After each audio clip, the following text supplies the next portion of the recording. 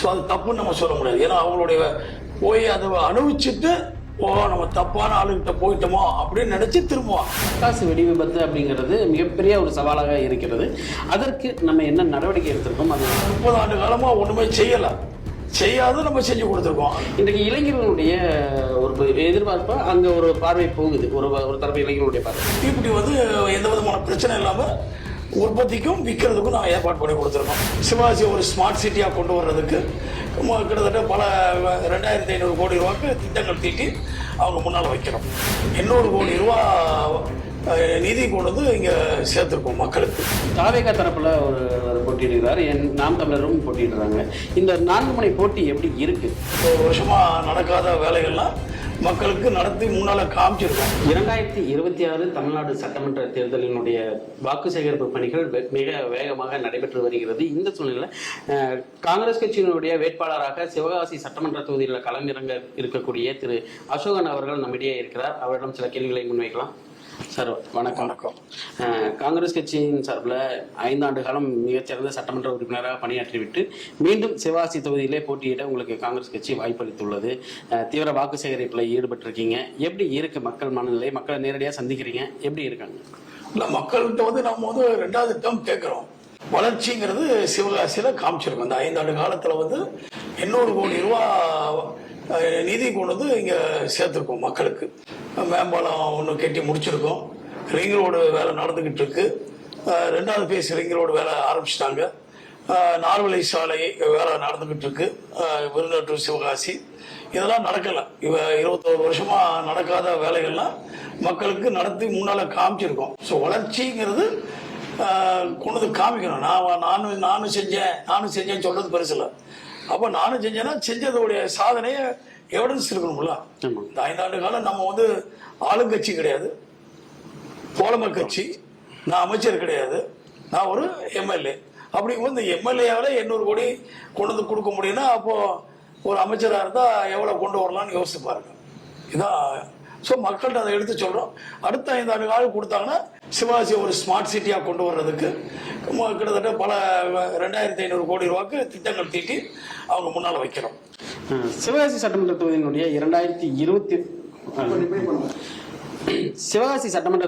2021 தேர்தலில் நீங்க வேட்பாளராக களமிறங்கி வெற்றி பெற்றீங்க. அப்படி வரும்போது இதற்கு முன்பு ஒரு அமைச்சர், அதாவது மத்திய அரசோட மிக நெருக்கமாக இருந்த அமைச்சர், ஆளுங்கட்சியோட மிக நெருக்கமாக அந்த கட்சியில இருந்து ஒரு முக்கிய அமைச்சராக இருந்தவர் இந்த தொகுதியில எம்எல்ஏவாக இருந்தார். அவருடைய பணிகளை பார்த்து நீங்க எந்த அளவுக்கு இதா இருந்துச்சு? ஏன்னா நீங்கள் வந்த பிறகு பல்வேறு வளர்ச்சி பணிகள் இருந்தது. அவர் என்ன பணிகளை விட்டுட்டு போயிருந்தார்? அவங்க மக்கள் என்ன கேட்டாங்களோ அதை செஞ்சு கொடுத்த. திருத்தங்கல்ல 20 ஆண்டு காலத்துல அவங்களுக்கு தண்ணி சரியா வரலன்னாங்க. நான் 21 எலெக்ஷன்ல கேட்கும்போது என்ன சொன்னாங்க, 55 நாளுக்கு ஒரு தடவை தான் தண்ணி வருதுன்னாங்க, குடி தண்ணீர். சரிம்மா, நீங்க ஓட்டு போடுங்க கை சின்னதுக்கு, நான் உங்களுக்கு சிவகாசியில எப்படி நடந்துகிட்டு இருக்கோ அதை திருத்தங்களை உங்களுக்கு செஞ்சு கொடுக்குறேன்னு சொன்னேன். எலெக்ஷன் முடிஞ்ச ஒரு 3வது மாசமே அதை நல்லா ஸ்டடி பண்ணி எந்தெந்த இடத்துல தண்ணி லீக் ஆகுது, ஏன் அவங்களுக்கு தண்ணி போல, இதெல்லாம் டெக்னிக்கலாக ஸ்டடி பண்ணி கம்ப்ளீட்டாக அனலைஸ் பண்ணி கரெக்டாக 10-15 நாளுக்கு ஒரு தடவை தண்ணி கொடுக்க ஆரம்பித்தோம். இப்போ அவங்களுக்கு வாரத்துக்கு ஒரு நாள் தண்ணி கொடுத்துக்கிட்டு இருக்கோம். ஸோ அதான் அந்த சாதனை. அதான் மக்கள் என்ன விரும்புகிறாங்களோ அதை நம்ம கேட்குறோம். மக்களுடைய கோரிக்கையை நம்ம நிவர்த்தி பண்ணுறோம். உதாரணத்துக்கு அது திருத்தங்களை சொல்கிறேன். அதே மாதிரி சாலை வசதி அவங்க திருத்தங்களை கேட்டாங்க, எங்கேயுமே ரோடு போடலை. இப்போ நீங்கள் பாருங்க, கிட்டத்தட்ட 70% ரோடுகள் பேவர் பிளாக்ஸ் போட்டிருக்கோம். சின்ன வீதியெல்லாம் பேவர் பிளாக்ஸ் போட்டிருக்கோம், பெரிய வீதியெல்லாம் ரோடு போட்டிருக்கோம். அது நான் 30 ஆண்டு காலமாக ஒன்றுமே செய்யாது நம்ம செஞ்சு கொடுத்துருக்கோம். அதனாலதான் மக்கள் இந்த வட்டமும் எனக்கு வாக்களிக்கிறேன்னு சொல்லி அவங்க உத்தரவாதம் கொடுக்குறாங்க. சிவகாசியை பொறுத்த வரைக்கும் பட்டாசு மற்றும் தீக்குச்சி, அதே போல அச்சு சார்ந்த தொழில்கள் மிக பிரபலமான ஒன்று. இங்க இருக்கக்கூடிய மக்களுடைய மிகப்பெரிய பிரச்சனை அந்த பட்டாசு வெடி விபத்து அப்படிங்கிறது மிகப்பெரிய ஒரு சவாலாக இருக்கிறது. அதற்கு நம்ம என்ன நடவடிக்கை எடுத்திருக்கோம்? அது இப்போ இந்த 3 தொழில் நீங்க சொல்றீங்க. பட்டாசுன்னு எடுத்தீங்கன்னா பட்டாசு 3B அப்படிங்கிற ஒரு விளக்கு நம்ம மத்திய அரசியலையும் கேட்டிருக்கோம், மாநில அரசியலையும் கேட்டிருக்கோம். அந்த விண்ணப்பத்தை கிட்டத்தட்ட நெருங்கி கொண்டு வந்திருக்கோம். அதாவது சுப்ரீம் கோர்ட்ல இருக்கிறதுனால மத்திய அரசு ஒரு டைரக்ஷன் பண்ணி தொழிலுக்கு ஒரு விலக்கு அளிக்க முடியாத நிலைமையில இருக்காங்க. ஏன்னா சுப்ரீம் கோர்ட்ல இருக்கும்போது அது வி கேனாட் பாஸ் ஒரு ஜியோ பண்ண முடியாதுங்கிறனால பெண்டிங்ல இருக்கு. ஆனா கடைந்த 4 ஆண்டு காலத்துல பாத்தீங்கன்னா எங்கேயுமே தங்கு தடை இல்லாம விற்கிறதுக்கு பெர்மிஷன் வாங்கியிருக்கோம். முன்னாள் தீபாவளி வந்தோடனே ராஜஸ்தான் MP எல்லாமே அப்ஜெக்ஷன் கொடுப்பாங்க, விற்க கூடாதும்பாங்க. இந்த 4 வருஷத்தை அப்படியே வரலையே. இந்த 5வது வருஷம் தீபாவளிக்கு டெல்லியில என்ன செஞ்சிருக்காங்க, டெல்லியே பொல்யூஷன் ரிவோக் பண்ணி தீபாவளிக்கு வெடிச்சுக்கோன்னு சொல்லிட்டாங்களே. ஸோ அதே வந்து நம்ம பேக்ரவுண்ட வேலை பார்த்ததுனாலதான் கிடைக்குது. ஸோ இல்லாட்ட சும்மா கிடைக்காது. ஒண்ணு தீப்டி எடுத்துக்கோங்க, லைட்டர் ப்ராப்ளம் நிறைய இருந்துச்சு. இது நம்ம வந்து சென்ட்ரல் கவர்மெண்ட் திருப்பி பண்ணி எகைன் வந்து இம்போர்ட் எல்லாமே சும்மா 8 அணாக்கு லைட்டர் கொண்டு வந்து விற்கிறாங்கன்னு சொன்னாங்க. அது வந்து தப்பான வேல்யூ. அப்போ 10-15 ரூபாய்க்கு மேல இருந்தா நீ வந்து குறைச்சி வளைக்கிறாலும் 15 ரூபாய்க்கு டியூட்டி கட்டணும், அது நின்று போச்சு. அப்புறம் பேன் பண்ணிட்டோம். அப்புறம் ஸ்பேர் பார்ட்ஸ் இம்போர்ட் பண்ணாங்க, ஸ்பேர் பார்ட்ஸே பேன் பண்ணிட்டோம். ஸோ தீப்பிடி வந்து எந்த விதமான பிரச்சனை இல்லாம உற்பத்திக்கும் விற்கிறதுக்கும் நாங்கள் ஏற்பாடு பண்ணி கொடுத்துருக்கோம். அச்சகத்துக்கு வந்து எல்லாமே நம்மளுக்கு import policy, paper import policy, anti dumping duty எல்லாமே ரிவோக் பண்ணி கொடுத்து அந்த இதெல்லாம் 3 தொழிலும் நம்மளால என்ன செய்ய முடியுமோ ஒரு தோழமை MLA-யாக செஞ்சு கொடுத்துருக்கேன். இளைஞர்களுக்கான வேலை வாய்ப்பு எந்த அளவுக்கு இருக்கு சிவகாசியில நீங்க வந்ததுக்கு அப்புறம் வேலை வாய்ப்பு எந்த அளவுக்கு உருவாக்கி இருக்கும், அவர்களுக்கான இளைஞர்களுக்கான நம்ம முன்னெடுக்கக்கூடிய நலத்திட்டங்கள் என்ன? அதுக்கு வேலை வாய்ப்பு அப்படின்னு கேக்குறீங்க. அப்ப வேலை இல்லைங்கிறதுனாலதான் வேலை வாய்ப்புங்கிறீங்க. இங்க வேலைக்கு ஆளே இல்லையே. நாங்க வந்து இம்போர்ட்ல பண்ணிக்கிட்டு இருக்கோம் லேபரா. இளைஞர்கள் பொறுத்த வரைக்கும் தொடர்ந்து வந்து அந்த சிவகாசி பட்டாசு அப்படிங்கிற இதை தாண்டி இன்றைக்கு படித்த இளைஞர்கள் ஏராளமான ஒரு வெளியில வர ஆரம்பிச்சிட்டாங்க. அவர்களுக்கான வேலை வாய்ப்புகள் எல்லாருக்கும் வேலை இருக்கிறதுனாலதான் வேலை இல்லைங்கிற தொழிலாளர்கள் இங்க ஷார்டேஜா இருக்குன்னு தான் நம்ம சொல்றோம். இன்னும் ஒரு 10,000 பேரை நீங்க அனுப்புங்க, நாங்க வேலை கொடுக்கறதுக்கு ரெடியா இருக்கோம். சிவகாசி வேலை வாய்ப்பு பஞ்சம் இல்லாத ஒரு பஞ்சம் இல்லாம தானே இருக்கு. கல்விக்கு எந்த அளவுக்கு முக்கியத்துவம் கொடுத்துருக்கோமா? முதலமைச்சர் அவர்கள் பல்வேறு திட்டங்களை வந்து அறிவிச்சிருக்காரு. நான் முதல்வன் திட்டம், தவ புதல்வன், அது போன்ற பல்வேறு திட்டங்களை வந்து அறிவிச்சிருக்காரு. இந்த திட்டங்கள் மூலம் சிவகாசியினுடைய தொகுதி மக்களுக்கு எந்த அளவுக்கு பயன்பெற்று இருக்காங்க? 5 ஆண்டு காலத்துல வந்து பாத்தீங்கன்னா 12th இருந்து நாங்க டேப் பண்ணி நீட் எக்ஸாமுக்கு, IAS IPS எக்ஸாமுக்கு எல்லாத்துக்கும் நாங்கள் வந்து சப்போர்ட் பண்ணி ஹெல்ப் பண்ணுறோம். பிள்ளைகளை படிக்க வைக்கிறோம். இப்போ போன வருஷம் 4 IAS ஆஃபீஸர்ஸ் வந்திருக்காங்க சிவகாசிலேருந்து. இதுக்கு முன்னாடி IAS ஆஃபீஸர் வரல, இப்போ வந்திருக்காங்க.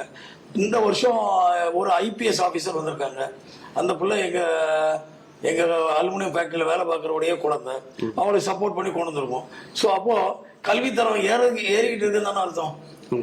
ஸோ நம்ம வந்து நாங்கள் வந்து தொழிலாளர் முதலாளிமார்களை கேட்டு CSR ஃபண்டில் படிக்க வச்சு அவங்களை எல்லாத்தையும் நாங்கள் உருவாக்கிட்டு இருக்கோம். இந்த சிவகாசியை பொறுத்த வரைக்கும் ஒரு மிகப்பெரிய மருத்துவமனையில் ஒரு எந்த ஒரு இதாக இருந்தாலும் மிகப்பெரிய விபத்து ஏற்பட்டுச்சுன்னா மதுரைக்கு போக வேண்டிய வரும்.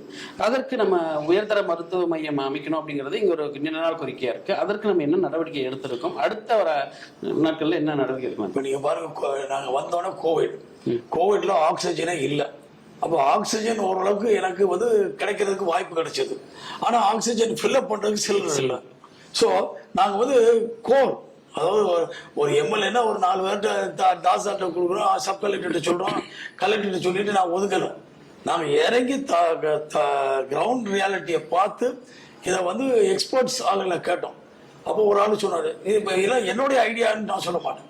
It's team work. நம்ம பப்ளிக்ல கேட்கணும், எல்லாருக்கும் ஒரு ஐடியா கிடைக்கும்.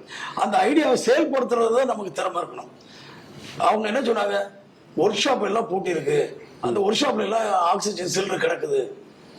அப்போ ஆக்சிஜன் ஷார்டேஜ்னு சொல்றாங்க. அப்போ இந்த இடத்துல பூட்டி சும்மா இருக்கணும்னா உடனே தாசாரை கூப்பிட்டு சொல்லி எல்லா ஒர்க் ஷாப்பு கிட்டத்தட்ட 150 ஒர்க் ஷாப்பை தட்டி ஓப்பன் பண்ணி அதுல இருந்தது கிட்டத்தட்ட 75 சிலிண்டர் கிடைச்சது எங்களுக்கு. அப்புறம் நைட்ரஜன் சிலிண்டர் வந்து எங்க ஃபேக்டரியில இருக்கு. அந்த நைட்ரஜன் கிளீன் வாஷ் பண்ணணும், நாங்கள் அதை வாஷ் பண்ணி நைட்ரஜன் கன்வெர்ட் பண்ணோம். ஸோ கிட்டத்தட்ட 200 சிலிண்டர் வந்து கவர்மெண்ட் ஹாஸ்பிட்டலுக்கு நான் கொடுத்தேன்.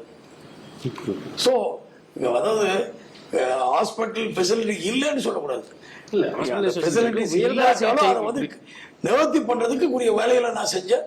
அதுக்கப்புறம் ஒரு 300 சிலிண்டர் வாங்கி இம்போர்ட் பண்ணி நாங்கள் கொடுத்தோம். இன்னைக்கு எல்லா கவர்மெண்ட் ஹாஸ்பிட்டல்லையும் 50 சிலிண்டர் அவங்க ஓன் சிலிண்டர் இருக்கு. இல்லாட்ட முன்னால் வந்து வாடகைக்கு தான் வச்சிருந்தாங்க, அப்படி இருந்துச்சு. இப்போ அதே மாதிரி பார்த்தீங்கன்னா கவர்மெண்ட் ஹாஸ்பிட்டல் வந்து அமைச்சர்கிட்ட கூப்பிட்டு பேசினேன், எங்களுக்கு கட்டாயம் இந்த இடத்துல வேணும்னாரு, இங்கே கட்டுறதுக்கு இடமே இல்லைன்னாரு. அப்போ அந்த ஒரு போர்ஷனை இடிச்சுட்டு அப்போ PWD விவரம் கேட்டு அவங்களுடைய ஐடியா மூலமாக சொன்னோன்னா அமைச்சர்கிட்ட சொன்னாங்க, ஓ அப்படி செய்யலாமா, உனக்கு சரி செஞ்சு கொடுத்துருக்கியா சிவாசி மக்களுக்காக அப்படின்னா இன்னைக்கு இடிச்சு 33 கோடி ரூபால ஒரு 7 மாடி கட்டடம், ஐசியூ எல்லாமே கொண்டு வந்துட்டோமே. அடுத்து நாங்கள் வந்து இஎஸ்ஐ கவர்மெண்ட் காலேஜ் கேட்டுட்டு இருக்கோம், மெடிக்கல் காலேஜ். ஸோ அதுவும் எங்களுக்கு அனைவரும் இந்த விட்டு சென்ட்ரல் கவர்மெண்ட் மூலமாக அது வர்றதுக்கு வாய்ப்புகள் உண்டு. ஒரு 5 ஆண்டு காலத்தில் அதை கொண்டு வந்துருவேன். இப்பொழுது வந்து பார்த்தீங்கன்னா இந்த தொகுதியை பொறுத்த வரைக்கும் ஒரு 4 முனை போட்டி நிலவிட்டது. ஏற்கனவே முன்னாள் அமைச்சர் ஒருத்தர் மீண்டும் இந்த தொகுதியிலேயே வந்து களம். நீங்கள் இந்த தொகுதியினுடைய சட்டமன்ற உறுப்பினராக இருக்கீங்க. தாவேகா தரப்புல ஒரு போட்டியிடுகிறார், நாம் தமிழரும் போட்டியிடுறாங்க.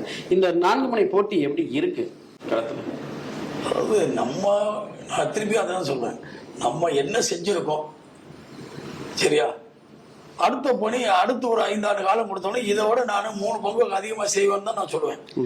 அப்படிதான் நான் பார்க்குறேன். அவங்கள போட்டியாளரை நம்ம நினச்சிக்கிட்டே நம்ம பயந்துட்டு இருந்தோம்னா ஒன்றும் நடக்காது. நம்ம சாதனை என்ன 5 ஆண்டு காலம் என்ன செஞ்சுருக்கோம். இப்போ அதே மாதிரி அவங்க 5 ஆண்டு காலமோ 10 ஆண்டு காலமோ இருந்தவங்க என்ன செஞ்சிருக்காங்க அதை சொல்லட்டும். ஸோ மக்கள் டிசைட் பண்ணட்டும். எல்லாம் பணம் கொடுத்து வருவாங்க அப்படின்னு சொன்னால் அது வந்து அது வந்து ரஜினிகாந்த் சொன்ன மாதிரி உங்களுடைய வரிப்பணம் தான் வாங்கிக்கோங்க, வாங்கிட்டு நல்ல ஆளுக்கு ஓட்டு போடுங்க, அவ்வளோதான் சொல்ல முடியும். அப்போ இங்கே யாருமே போட்டியாளர்கள் இல்லை, யாருக்கு மக்கள் விருப்பப்படுத்துவாங்களா அப்படிங்கிறீங்க? மக்களுடைய விருப்பம் தானாங்க. மக்கள் யார்கிட்ட வந்து அவங்களுக்கு காரியம் நடக்குதுன்னு பார்க்கணும், யார் அவங்களுக்கு செய்கிறாங்கன்னு பார்க்கணும்.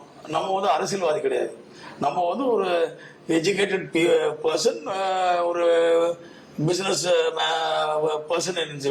ஸோ வி நோ யார் என்னென்ன அவங்களுக்கு என்ன தேவையோ அது செஞ்சு கொடுக்குறது தான் ஒருடைய எம்எல்ஏ வேலை. அது நான் கரெக்டாக செஞ்சுருக்கேன் 5 ஆண்டு காலம். ஸோ 5 ஆண்டு காலம் நம்ம கேட்குறோம், அது மக்கள் கொடுத்தாங்கன்னா உறுதியாக அவங்களுக்கு உழைக்கிறதுக்கு நான் ரெடியாக இருக்கேன். சரி, ஒரு அரசியல் சார்ந்த கேள்வி. இப்பொழுது தாவேகா தலைவர் புதிய கட்சியை ஆரம்பிச்சு, நடிகர் விஜய் அவர்கள் புதிய கட்சியாக தாவேகாவை ஆரம்பிச்சு வந்திருக்காரு. இன்றைக்கு இளைஞர்களுடைய ஒரு எதிர்பார்ப்பா அங்க ஒரு பார்வை போகுது, ஒரு தரப்பு இளைஞர்களுடைய பார்வை. அந்த இளைஞர்களுக்கு நீங்க என்ன சொல்ல விரும்புறீங்க? ஏன்னா இந்த உடனடியாக இப்படி ஒரு கூட்டத்தை கூட்டுறது அதெல்லாம் பார்த்துட்டு இளைஞர்கள் ஏதோ ஒரு இதுல இருக்காங்க. அந்த மாதிரி இளைஞர்களுக்கு நீங்க என்ன சொல்ல விரும்புறீங்க? ஒரு இளைஞர் வந்து பொறுத்தவரை பார்த்தீங்கன்னா தேர் ஆல் யங் பிளட். அவங்களுக்கு வந்து ஒரு ஸ்ட்ரீம் லைன் ஏதோ ஒன்று புதுசு பார்த்தாங்கன்னா அதை நோக்கி தான் போவாங்க. ஸோ அது தப்புன்னு நம்ம சொல்ல முடியாது. ஏன்னா அவங்களுடைய போய் அதை அனுபவிச்சுட்டு நம்ம தப்பான ஆளுகிட்ட போயிட்டோமோ அப்படின்னு நினைச்சு திரும்புவாங்க. ஸோ நம்ம வந்து இப்போ வந்து நீ அவங்க கூட போகாத, அது தப்பு அப்படின்னு நம்ம சொன்னோம்னா again it will aggravate them. So more attraction will go towards that area. So அவங்கள அப்படியே you leave it lie low, automatically அவங்களா புரிஞ்சுக்கிட்டு நம்ம இவங்க தான் மெயினாக காங்கிரஸ் தான் நல்லா செஞ்சு கொடுப்பாங்க, அவங்க தான் நமக்கு பேக்ரவுண்ட் சப்போர்ட்டு, ஃபவுண்டேஷன் நல்லா இருக்கு, டிஎம்கே பேக்ரவுண்ட்ல இருக்காங்க. ஸோ நமக்கு என்ன தேவையோ எலெக்ஷன் பிறகு செஞ்சு கொடுக்கலாம். இப்போ அவங்க ஓட்டு போட்டு தேவையில்லாம அவங்க ஓட்டை வேஸ்ட் பண்ணக்கூடாதுல்ல. ஸோ திருப்பி 5 ஆண்டு கால பிறகு தான் you will be able to realise. So தப்பான ஆளுக்கு போட்டா அவங்க தான் they have to enjoy that benefit. இந்த தொகுதி பொறுத்த வரைக்கும் அடுத்த 5 ஆண்டுகள் நீங்க வெற்றி பெற்றால் என்ன மாதிரி பணிகள் எல்லாம் நான் முன்னெடுக்கணும் அப்படிங்கிற ஒரு எண்ணம் வச்சிருக்கீங்க? குறிப்பா இந்த குடிநீர் பிரச்சனை நீங்க 15 நாட்கள் இருந்தது 5 நாட்களா குறைச்சிட்டீங்க. அந்த 5 நாட்களும் குறைக்கப்படுமா அப்படிங்கிறது மக்களுடைய ஒரு கேள்வியா இருக்கு. அதற்கு நம்ம என்ன நடவடிக்கை எடுக்கணும்? அதான் சொல்றேன், எகெயின் ஒரு தீட்டுதல் இருக்கணும். சும்மா ஒரு ஸ்டேட்மெண்ட் கொடுக்கறது பெருசு இல்லை. இப்போ 5 நாள் 55 நாளை வந்து 5 நாள் ஆக்கியிருக்கோம். டெய்லி கொடுக்கணும்னா என்ன வேணும்? தண்ணி கூட வேணும். அப்போ நம்ம என்ன செஞ்சிருக்கோம், 2 கோடி லிட்டர் தண்ணி வந்து அரசாங்கம் கொடுக்கறதுக்கு ஒரு ஸ்கீம் கேட்டுக்கோம் அமைச்சர்கிட்ட. நம்ம எங்க தங்கந்தனர் சொன்னாச்சு வந்து நேரம் நட்டு சொல்லியிருக்காங்க, எங்களுக்கு தனி ஸ்கீம். ஏன்னா நாங்கள் அவ்வளோ வருமானம் கொடுக்குறோம் கவர்மெண்ட்டுக்கு, சென்ட்ரல் கவர்மெண்ட்டுக்கு, ஸ்டேட் கவர்மெண்ட்டுக்கு பல கோடி ரூபா நம்ம கொடுக்குறோம், வரிப்பணமாக கொடுக்குறோம். ஸோ அதில் ஒரு இது கிட்டத்தட்ட 1500 கோடி ரூபாயில் ஒரு ஸ்கீம் கொடுக்குறேன்னு சொல்லியிருக்காங்க. அது வந்து 2 கோடி லிட்டர் தண்ணி வந்து சிவாஜி கொடுப்பாங்க. ஆட்டோமேட்டிக்காக வந்து இப்போ ஏற்கனவே 2 ஸ்கீம் இருக்குது, மாணவர் ஸ்கீம் 1, மாணவர் ஸ்கீம் 2 இருக்குது. 2 சேர்ந்து 1.25 கோடி வருது. இது ஒரு 2 கோடி வந்தால் 3.25 கோடி லிட்டர் வரும். அப்போ 3.25 கோடி பேருக்கு வந்து ஜனத்தொகை வந்து பார்த்தீங்கன்னா 2 லட்சத்தி சொச்சம். அப்போ 2 லட்சம் போகிறது பிறகு 100 லிட்டர் ஒரு ஆளுக்கு கிடைக்கும். சர்வசாதாரணமாக 65 லிட்டர் ஒரு ஆளுக்கு கொடுக்கணும்னு கவர்மெண்ட் சொல்லுது. ஸோ நம்ம 125 லிட்டர் வரும்போது நமக்கு முன்ன பின்ன வச்சாலும் ஆவரேஜாக பார்த்தா நம்ம அந்த 65க்கு வந்துடுவோம். உங்களை பொறுத்த வரைக்கும் ஒரு இது சொல்கிறேன், அந்த வீடு கட்டும் இதற்கான திட்டங்களுக்கு வந்து நீங்கள் அதிக அளவில் மக்களுக்கு வந்து ஹெல்ப் பண்ணியிருக்கீங்க அப்படிங்கிறத சொன்னாங்க. மேலும் நம்ம அந்த மாதிரி விஷயங்களுக்கு என்ன மாதிரி முன்னெடுப்பு எடுக்க போகிறோன்னே? வீடு கட்டும் முதலமைச்சர் வீடு கட்டும் திட்டத்துக்கு நிறைய ஹெல்ப் பண்ணியிருக்கீங்க அப்படிங்க. அந்த மாதிரி வீடு இல்லாதவர்களுக்கு வீடு கிடைப்பதற்கு அந்த மாதிரி ஸ்கீம் என்ன சொல்லுதோ அந்த ஸ்கீம் படி தான் நம்ம செய்யப்படும். அவுட் ஆஃப் த வேல போய் ஒரு ஆள் நமக்கு வேண்டிய ஆளுக்கு இடம் அதுக்குரிய அவங்க இடம் வச்சிருக்கணும். கலைஞருடைய கனவு இல்லம் வந்து இந்த வட்டம் 10 லட்சம் இது ஸ்டாலின் ஐயா அறிவிச்சிருக்காங்க. ஸோ இது வந்து தேவை இருக்கிறவங்கள நாங்களாம் ரெக்கமெண்ட் பண்ணோம்னா ஸ்பாட்டுக்கு போவோம். ஸ்பாட்டில் போய் பார்த்து அது கரெக்டாக தப்பான்னு பார்த்து அவங்களுக்குரியதுக்கு நாங்கள் வந்து கலெக்டர் சப்போஸ் கலெக்டர் அவங்க ஆர்டிஓ தாசர் ரிஜெக்ட் பண்ணாங்கன்னா இதை எடுத்து அமைச்சர்கிட்ட கொண்டு போய் கொடுத்து அமைச்சர் சொல்லி அது வாங்கி கொடுத்துருக்கோம். அதே மாதிரி 1000 ரூபா பணமும் உரிமை தொகை வந்து அவங்களுக்கு லேட் ஆகுதுன்னா அதையும் நம்ம நிவர்த்தி பண்ணி கொடுத்துருக்கோம். பட்டா வாங்குறதுலையும் கேட்க சொல்லி வாங்கி கொடுத்துருக்கோம். ஸோ மக்கள் என்ன தேவையோ மக்களுக்கு நாங்கள் அவங்க கேட்கறத நாங்கள் செஞ்சு கொடுத்துருக்கோம். ஓகே, இப்பொழுது ஒரு வேட்பாளராக சிவகாசி தொகுதி மக்களுக்கு நீங்கள் என்ன சொல்ல விரும்புறீங்க? சிவகாசி மக்களுக்கு நான் திருப்பி என்ன கேட்டேன்னா, வளர்ச்சி பாதையில் இப்போ 5 ஆண்டு காலம் நம்ம வந்திருக்கோம். இந்த வளர்ச்சி பாதை திருப்பி தொடர்ந்து அடுத்த 5 ஆண்டு காலம் நீங்கள் கொடுத்தீங்கன்னா உறுதியாக சிவகாசியை ஒரு ஸ்மார்ட் சிட்டியாக கொண்டு வர்றதுக்கு உங்களோட நான் துணை இருப்பேன். அதில் முக்கியமாக தண்ணி விநியோகம், அதே மாதிரி சாலை வசதிகள், பாலம் மேம்பாலம், திருத்தங்கள் மேம்பாலம், மெடிக்கல் காலேஜ், அதுபோக இது மெடிக்கல் இஎஸ்ஐ ஹாஸ்பிட்டல் டெவலப்மெண்ட்டு, இதே மாதிரி அண்டர் கிரவுண்ட் ட்ரைனேஜ் சிஸ்டம், இதெல்லாம் வந்து மக்களுக்கு போய் சுகாதார கேடுகள் இல்லாத அளவுக்கு இதை உறுதியாக கிடக்கும். குப்பைகள் எங்கே பார்த்தாலும் கிடக்குது. இந்த குப்பையை வந்து எராடிகேட் பண்ணணும்னு நம்ம என்ன செய்யணும், அதை எரிக்கணும். அப்போ எரிக்கிறதுனா ஒரு 5 மெகாவாட் பிளான்ட் ஒரு மின் நிலையம் போட்டோம்னா இது எல்லாத்தையும் உள்ளே போட்டு எரிச்சோம்னா நமக்கு பவர் கிடைக்கும். பவர் கிடைச்சதுன்னா ஸ்ட்ரீட் லைட் ஃப்ரீ ஆயிரும். ஒரு காலகட்டத்தில் நீங்கள் கொடுக்குற ரா மெட்டீரியலுக்கு உங்களுக்கே ஒரு விலை கிடைக்கும். அப்போ யாருமே குப்பையை வெளியே போட மாட்டாங்க, கரெக்டாக குப்பையை செக்ரேட் பண்ணி கொடுப்பாங்க. ஸோ நகரம் வந்து சிங்கப்பூரும் ஜப்பான் எனக்கு கிளீனாக இருக்குங்கிறது அடிப்படையில். ஸோ மக்கள்கிட்ட நான் கேட்கறது, மறக்காமல் 23ஆம் தேதி கை சின்னத்துக்கு வாக்களித்து உங்களுடைய குரல் சட்டசபையில் ஸ்டாலின் ஐயாவுடைய கையை வலுப்படுத்துவதற்கு ஒத்துழைக்கணும் என்று தாயுடன் அன்புடன் கேட்டுக்கொள்கிறேன். வணக்கம். தீவிர வாக்கு சேகரிப்பு பணிகளுக்கிடையே வசந்த் தொலைக்காட்சி பேட்டியளித்ததற்கு நன்றி. வணக்கம். நன்றி.